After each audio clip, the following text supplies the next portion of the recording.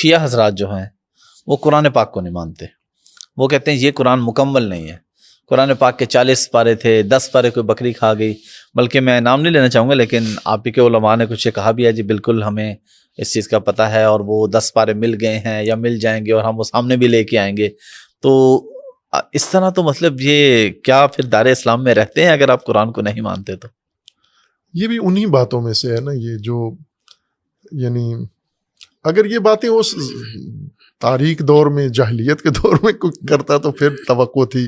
آج کے میڈیا کے دور میں یہ باتیں پھر بھی لوگوں کے ذہنوں میں, لیکن انشاءاللہ کلیئر ہوں گی یہ چیزیں. میں اس مقصد کے لیے پوچھ رہا ہوں. قرآن کریم جو اہل البیت علیہم السلام اور شیعہ جو مستند علماء ہیں, مثلا اس وقت جو شیعہ علماء اس وقت موجود ہیں اور جو شیعہ علماء سابقہ دور میں گزر گئے ہیں, ان کی کتابیں موجود ہیں, عقائد کی کتابیں موجود ہیں, تفسیر کی کتابیں موجود ہیں قرآن کے متعلق. قرآن کے بارے میں اگر میں کہوں کہ سب سے مستند تفسیر ابھی تک متفقہ طور پر شیعہ و سنی علماء کے نزدیک تفسیر المیزان ہے. علامہ طباطبائی ہمارے اساتید کے استاد تھے وہ, ٹھیک ہے, ان کی یہ تفسیر ہے. ٹھیک ہے.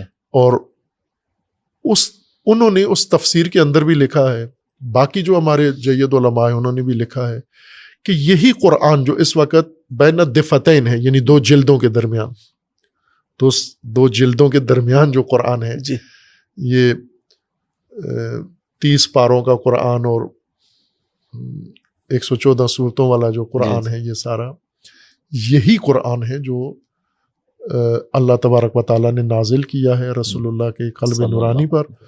اور بلکہ اہل سنت کے ہاں قرآن کے بارے میں بعض اقوال ایسے ہیں جو تھوڑے کمزور ہیں کہ قرآن جمع کس نے کیا ہے, قرآن ترتیب کس نے دیا ہے, وہ صحابہ کی طرف لے آتے ہیں. یہ سب کام رسول اللہ صلی اللہ علیہ وآلہ وسلم نے خود کیا ہے اللہ کے حکم سے. قرآن اترا بھی اللہ کے حکم سے رسول اللہ پر ہے, قرآن ترتیب بھی رسول اللہ کے حکم سے ہوا ہے, سورہ بندی اس کی ہوئی ہے, جتنی آیات, کون سی آیت کہاں رکھنی ہے, یہ سب حکم رسول اللہ سے ہوا ہے.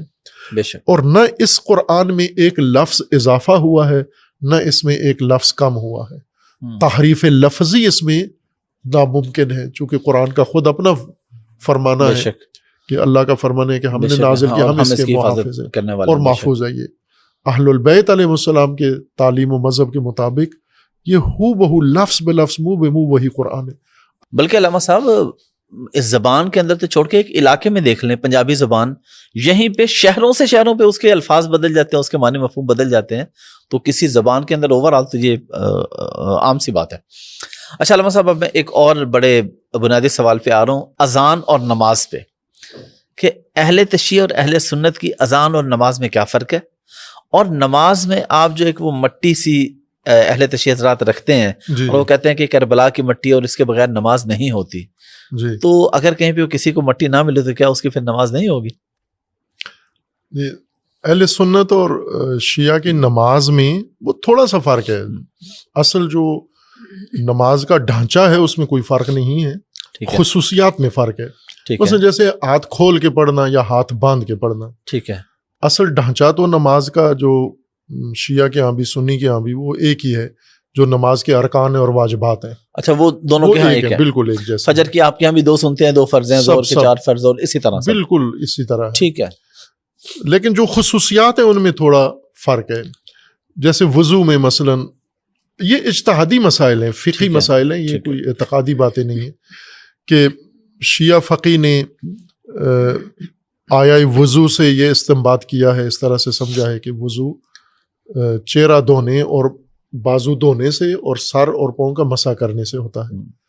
لیکن اہل سنت کے ہاں وہ پاؤں دھو بھی لیتے ہیں, ہاں جی, اور سر کا مسح کرتے ہیں, پاؤں دھو لیتے ہیں اور دھوتے ہیں, اور دھوتے بھی. ایون اہل سنت کے ہاں بھی کہیں پہ پاؤں کا مسح بھی ہے. یعنی یہ اختلاف ہے, موجود ہے, اہل سنت کے آپس میں بھی ہے, شیعہ کے ساتھ بھی, اور یہ فرعی اختلاف ہے.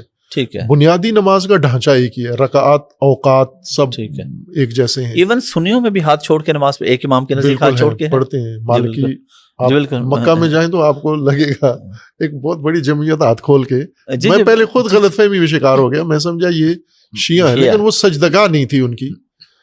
تو میں سمجھا یہ سجدگاہ اس لیے نہیں رکھتے کہ سعودی عرب والوں سے ڈرتے ہیں تو وہ رکھنے نہیں دیتے، لیکن وہ پتہ چلا وہ سنی ہیں، وہ سارے جو ہاتھ کھول کے نماز پڑھ رہے ہیں، مالکی فقہ کے جو مراکش اور ان ممالک سے آتے ہیں بالکل وہاں سے وہ مالکی فقہ کے پیروکار ہیں اور ہاتھ کھول کے نماز پڑھتے ہیں.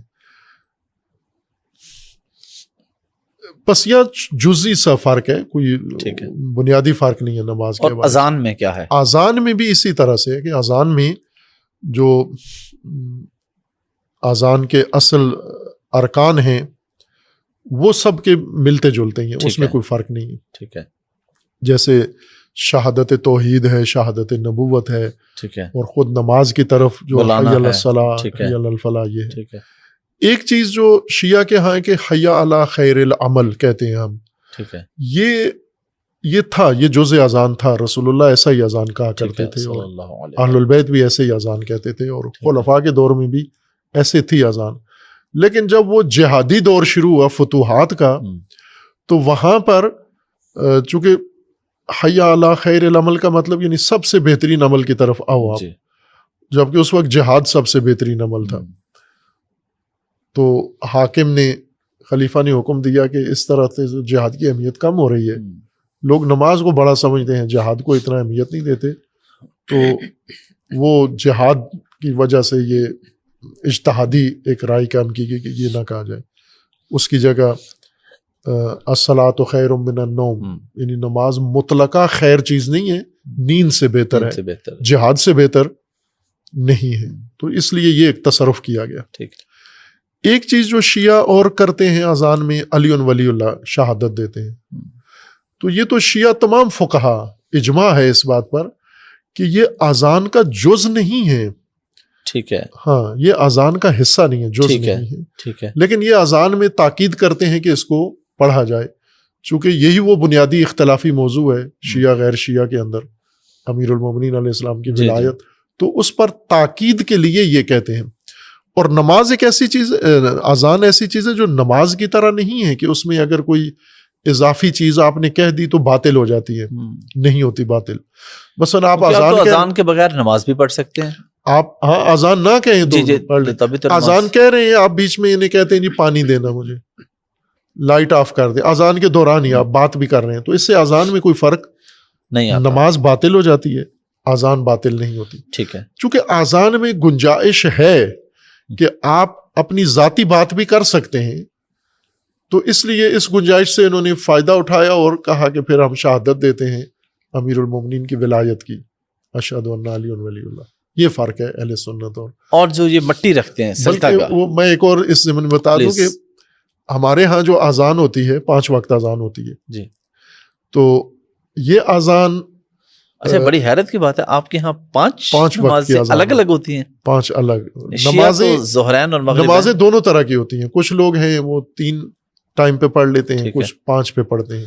5 پہ بھی پڑھ لیتے ہیں. میں خود 5 پہ ہی پڑھتا ہوں، 5 وقت میں نماز. اچھا، کچھ آزادی ہے، یعنی یہاں کوئی پابندی نہیں ہے کہ آپ، چونکہ دونوں شرعی حکم ہے، ملا کے پڑھنا بھی الگ الگ پڑھنا بھی، تو دونوں جس طرح جس کی مرضی ہے. لیکن کہیں نہ کہیں ضد نہیں بنا لی اہل سنت نے، بنا لے کہ ہم نے ملانی ہی نہیں ہے. اہل تشیع نے بنا لی کہ ہم نے الگ پڑھنی نہیں پڑھنی. یہ درست کام نہیں ہے، چونکہ دونوں طرح سے رسول اللہ نے دونوں طرح سے پڑھی ہے. تو اب ہمارے ہاں جو ہے وہ 5 وقت پہ اذان ہوتی ہے، اور اس میں جو اذان ہوتی ہے جس مؤذن کی اذان، وہ اہل سنت کے عالم ہیں جو علی ولی اللہ والی اذان کہتے ہیں. نہیں، یعنی جن کی اصل اذان وہ تو وفات پا چکے ہیں. مصر کے قاری تھے مصطفیٰ غلوش، مجھے بہت پسند تھے ان کی تجوید، قرات، بہت میں اس کو پسند کرتا ہوں، ان کا انداز ماشاءاللہ. اور انہوں نے اذان بھی شیعہ والی اذان کہی ہے، علی ولی اللہ والی. تو وہی اذان ہم یہاں ہمارے جو قاری ہیں، ٹھیک ہے، میں نے انہیں یہ کہا ہوا ہے کہ وہی غلوش والی اذان آپ نے دینی ہے. تو یہ اصل اذان دی ہی اہل سنت نے ہے، جو یہاں ہم تکرار کرتے ہیں، اس کی کاپی کرتے ہیں یا اس کے نیج پر ہمارے قاری اذان دیتے ہیں. تو یہ وہ خود غلوش کہتے ہیں کہ جب میں نے یہ اذان دی مصر میں گیا تو مجھے چڑھائی کر دی مفتیوں نے کہ یہ تو نے کیا اذان دی. تو میں نے کہا کہ علی ولی ہے. میں نے اذان میں کہا تو آپ بتاؤ علی ولی ہیں یا نہیں ہے؟ تو انہوں نے کہا ہیں. تو کہا ہیں تو پھر کیا حرج، میں نے وہاں کہہ دیا ہے، تو کیوں اتنا جنجال کھڑا کر لیا ہے آپ نے؟ وہ غلط بات تو نہیں کی. وہ جو ٹکیاں رکھتے ہیں نماز کے اندر، سجدگاہ اس کو کہتے ہیں مٹی کی، اس کی بنیادی وجہ یہ ہے کہ شیعہ علماء فقہا کے اہل البیت کے تعلیم کے مطابق سجدہ صرف زمین پر کر سکتے ہیں آپ. ٹھیک ہے. جو زمین چیز، جو زمین شمار ہو، ڈائریکٹ زمین، یعنی کوئی کارپیٹ، کوئی صف، ایسی چیز، کوئی کپڑا نہ ہو، مصنوعی چیز نہ ہو، کپڑا نہ ہو، اوپر کوئی اور چیز ایسی نہ ہو، جو زمین کا حصہ ہے، ٹھیک ہے، زمین کا جز ہو سکتا ہے، وہ آپ کر سکتے ہیں. ٹھیک ہے. لہٰذا آپ خاک پہ سجدہ کریں، ریت پہ کریں، مٹی پہ کریں، گھاس پہ کریں، پتے پہ کریں، لکڑی پہ کریں، جو زمین سے نکلی ہوئی اب زمین کی چیزیں ہیں ان پہ جو زمین شمار ہوتی ہیں. ٹھیک ہے. لیکن جو آپ نے معدنیاتی چیزیں بنائی ہیں، لوہا ہے، دانتیں ہیں، معدنیات سے نکالا ہے، یا آپ نے پلاسٹک ہے، کپڑا ہے، یہ نہیں ہو سکتا چونکہ زمین کا حصہ نہیں ہے، بلکہ زمین کو ڈھانپا ہے آپ نے ان چیزوں سے، زمین نیچے چھپا دی ہے. تو اصل جو بنیاد ہے وہ یہ کہ سجدہ آپ نے زمین پہ کرنا ہے، جو قرآن کریم کی اصطلاح ہے کہ سجدہ زمین پہ کرنا ہے آپ نے. تو زمین کا جو چیزیں شمار ہوتی ہیں وہ یہ ہیں. اب آج کل کے دور میں چونکہ جیسے ابھی ہم جہاں بیٹھے ہوئے ہیں تو نیچے زمین تو چھپی ہوئی ہے، اوپر بالکل شیٹ لگی ہوئی ہے، بالکل. تو یہاں ہم نے زمین یا تو اس کو پھاڑیں یا باہر جائیں کسی اور جگہ، تو سہولت کے لیے یہ مٹی کی ٹکیاں بنا لیتے ہیں. ٹھیک ہے. یا لکڑی یا پتا یا کوئی چیز ایسی. یعنی یہ میدان کربلا کی مٹی نہیں ہے؟ نہیں، یہ تو عام مٹی ہے، اپنے علاقے کی مٹی ہے. وہ ایک الگ موضوع ہے کہ کربلا کی تربت اس کو کہتے ہیں، تربت سید الشہداء، کہ اس کا ایک اپنا حیثیت ہے کہ اس میں شفا ہے اور وہ تبرک ہے. وہ ہونا ضروری نہیں ہے، مٹی ہونا. آپ اپنے لاہور کی مٹی لے لیں، آپ اپنے گاؤں کی مٹی لے لیں، ٹھیک ہے. سجدہ مٹی پر ہونا ہے، زمین پر ہونا ہے، اس کی یہ حکمت ہے. علامہ صاحب آپ نے ماشاءاللہ سفید سوٹ پہنا ہوا ہے، تو شیعہ حضرات تو صرف کالے کپڑے پہنتے ہیں، یا کالے کپڑے کیوں پہنتے ہیں؟ کالے کپڑے مجالس میں پہنتے ہیں، محرم میں پہنتے ہیں، عزاداری کے علامت ہے عزا کی. ٹھیک ہے. سیاہ ہو جاتا ہے، سیاہ پوش. ٹھیک ہے. اور کئی ملکوں میں ہے مختلف، مثلا انڈیا میں عزا کی علامت سفید کپڑے ہیں، وہ سفید کپڑے پہنتے ہیں. جب کوئی مر جائے تو وہ سارے سفید پوش ہو جاتے ہیں. ٹھیک ہے. اسی طرح بعض دیگر ملکوں میں وہ سیاہ پہن لیتے ہیں. تو اب شیعہ کے ہاں یہ ہے کہ عزادار سیاہ لباس عزا کی علامت ہے. ٹھیک ہے. تو وہ خصوصاً محرم میں ہی پہنتے ہیں، ہمیشہ نہیں پہنتے، مختلف لباس پہنتے ہیں جس طرح دوسرے. اور محرم میں بھی بلیک سے ہٹ کے وائٹ بھی کوئی اور بھی پہنا جا سکتا ہے اہل تشیع کے نزدیک. ٹھیک ہے. کوئی بھی آپ اکثریت تو نہیں پہنتے کالے کپڑے، کم لوگ پہنتے ہیں.